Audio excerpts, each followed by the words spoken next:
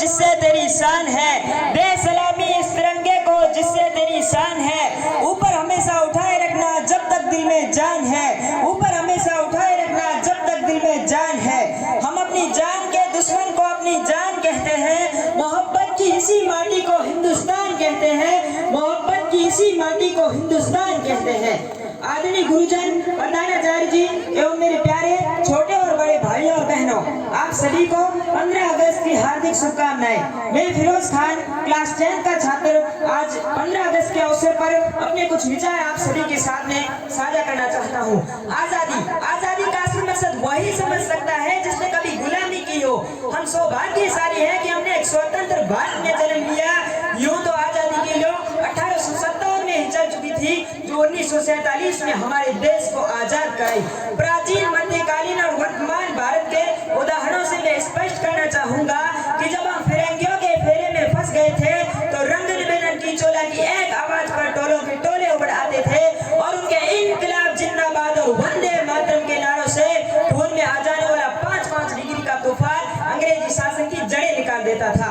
उसके बाद 62, 65 और 71 के युद्धों में अपने घर का लाल गवा देने वाली एक औरत जब घर के हालात यूं होते हुए भी कहती कि प्यार भी भरपूर गया, मांग का सिंदूर गया, नन्हे ननिहालों की लंगोटियां चली गई, छोटी छोटी बेटियों की चोटियां चली गई, बाप की कमाई गई, भाई की पढ़ाई गई, एक ऐसा विस्फोट हुआ पता ही चला नहीं, पूरे जिस्म की कई बोटियां चली गई, पूरे जिस्म की कई बोटियां चली गई। अरे आपके लिए तो एक आदमी मरा है साहब, मेरे घर की तो रोटियां ही चली गई, मेरे घर की तो रोटियां ही चली गई। इस तरह से पूरा परिवार अपनी देशभक्ति साबित करा होता था।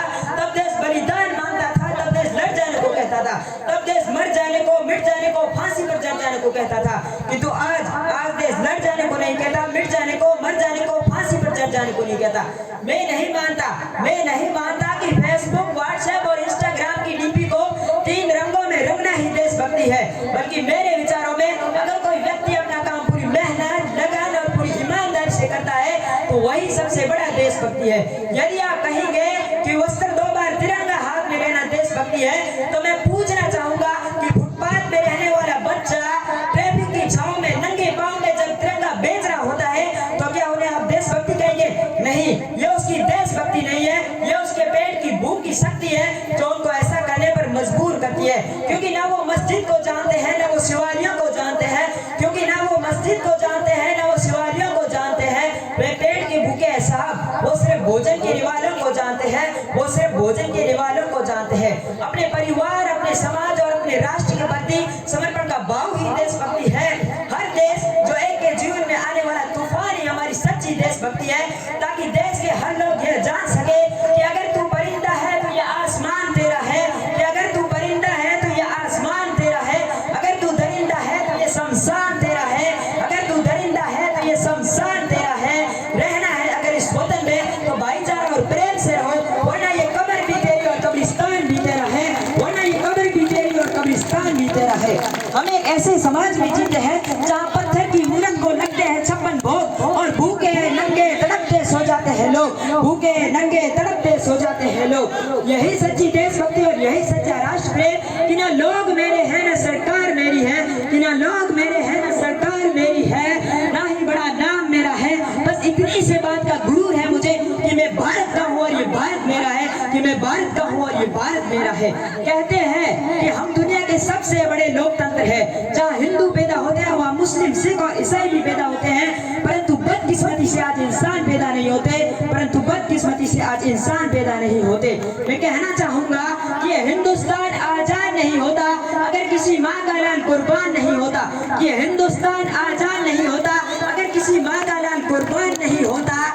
सारे रिश्ते नाते भुलाकर गोली खानी पड़ती है सीने पर। इस वतन के खातिर मरना इतना आसान नहीं होता, इस वतन के खातिर मरना इतना आसान नहीं होता। जरा सोच कर देखिए कि ये पेड़ पौधों की शाखाएं भी परेशान हो जाए अगर परिंदा भी हिंदू मुसलमान हो जाए, अगर परिंदा भी हिंदू मुसलमान हो जाए। अंत में बस मैं यही कहना चाहूंगा कि मेरा हिंदुस्तान महान था, महान है और महान रहेगा, कि मेरा हिंदुस्तान महान था, महान है और महान रहेगा। होगा वो एक दिन जब पाकिस्तान भी जय हिंद कहेगा, होगा वो एक दिन जब पाकिस्तान भी जय हिंद कहेगा।